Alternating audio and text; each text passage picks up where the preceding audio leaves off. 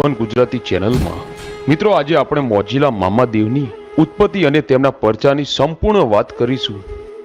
મામાદેવના મંદિર ભારતમાં ઘણી જગ્યાએ આવેલા છે, પરંતુ ઘણા ઓછા લોકો આ મોજીલા મામાનો ઇતિહાસ નથી જાણતા। તો આવો જાણીએ આ મોજીલા મામાની ઉત્પત્તિની વાર્તા। મિત્રો તમે હજી સુધી આ ચેનલને સબસ્ક્રાઇબ ના કરી હોય તો પ્લીઝ આ ચેનલને સબસ્ક્રાઇબ જરૂર કરો।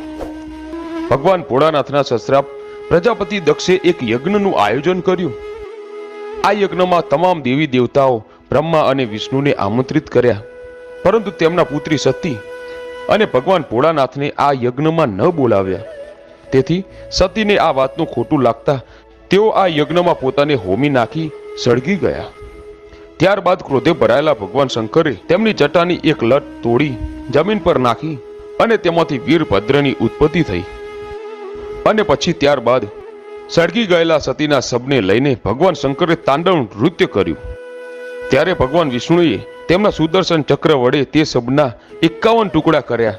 તે 51 ટુકડા ધરતી પર પડ્યા। તે જગ્યાએ 51 શક્તિપીઠો બન્યા।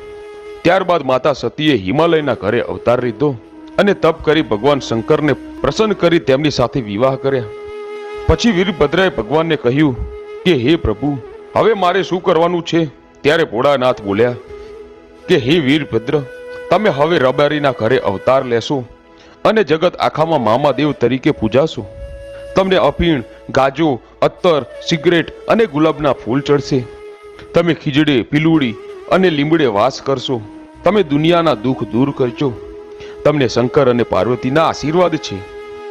ત્યારબાદ મામાદેવનો રબારીના ઘરે જન્મ થયો અને ભરવાડના દીકરાને બચાવવા મામાદેવે પોતાનો જીવ આપ્યો।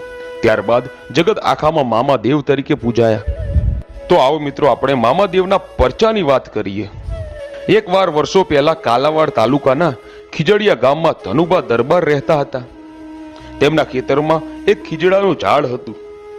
તે ખીજડાની પૂજા તેમના પિતાજી કરતા અને કહેતા કે આમાં મામાદેવનો વાસ છે। તેમના પિતાના સ્વર્ગવાસ પછી ધનુભા દરબાર પણ તે ખીજડાની પૂજા કરતા રહ્યા। તે નિત્ય ક્રમે આ ખીજડાની પૂજા કરે અને રાત્રે આ ખીજડાની નીચે ખાટલો ઢાળીને સૂઈ જાય। આ જ રીતે અનેક વર્ષો વીતી ગયા। એક દિવસની વાત છે, એકવાર રાત્રે ધનુભા દરબાર ખીજડાની નીચે ખાટલો ઢાળીને સૂતા હતા। ત્યારે અડધી રાત થઈ અને ખાટલો ઉડવા લાગ્યો અને ખેતરના શેઢે જઈને પડ્યો।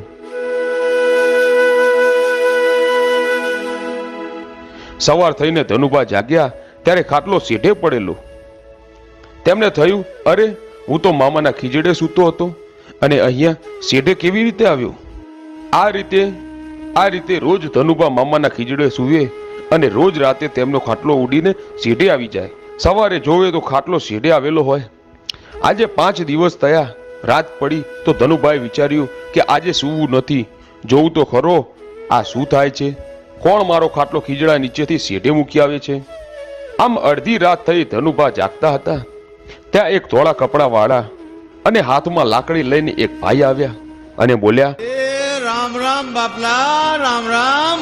એ રામ ભાઈ ને રામ, આવો આવો, હા બેહો બેહો ભાઈ। પણ આ અડધી રાતે આમ સીમમાં ક્યાંથી? અરે દરબાર બાજુના ગામમાંથી ખીજડીયા જવા નીકળ્યો તો તે થયું કે રસ્તો ટૂંકો થાય માટે આડા ખેતરે સાયલો જાઉં।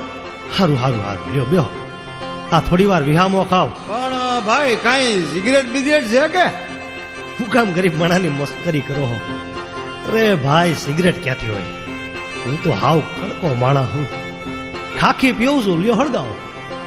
એ લાવો લ્યો તે ખાખી તો ખાખી, લ્યો, હે? લ્યો. લાવો આ લાવો લ્યો લ્યો। હા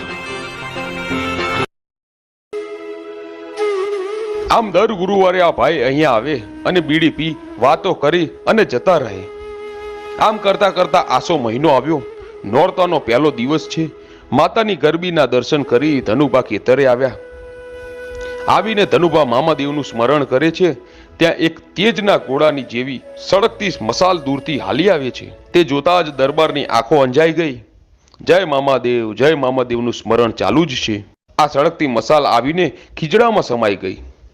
ધનુભા તો વિચારમાં પડ્યા કે અરે આ શું હશે? આ વિચારમાં ને વિચારમાં દરબાર બેઠા છે। ને ત્યાં જ સામેથી પેલા ભાઈ આવ્યા. એમ કરી બંને જુદા થયા. આજે આ ભાઈ રસ્તા તરફ નહીં પરંતુ ખીજડા તરફ હાલતા થયા અને ખીજડાની ઝાડમાં સમાઈ ગયા. આ જોઈ દરબારે બે હાથ જોડી અવાજ કર્યો કે હે મામા સરકાર ઊભા રહો. ત્યાં ખીજડામાંથી અવાજ આવ્યો, હવે નોરતાની 9મા દિવસે મળીશું. પછી તો દરબારને લગ્ન લાગી. એક પછી એક 9 નોરતા પૂરા થયા. રાત પડી ને ખેતરમાં આવ્યા. ખીજડાનું ઝાડ નીચે આવી ધૂપ કરીને મામાદેવને યાદ કરે છે. ત્યાં તો ખીજડામાંથી વીજળીનો પ્રકાશ થયો અને મામાદેવ પ્રગટ થયા અને ધનુભા દરબારને દર્શન દીધા. આવા તો મામાદેવના અનેક પરચાઓ છે. મામાદેવના ઘણા મંદિરો આવેલા છે. મોજીલા મામાને સિગરેટ, ગાંજો, અફીણ વગેરે વસ્તુઓ ચડે છે. મારા મોજીલા મામા જો વારે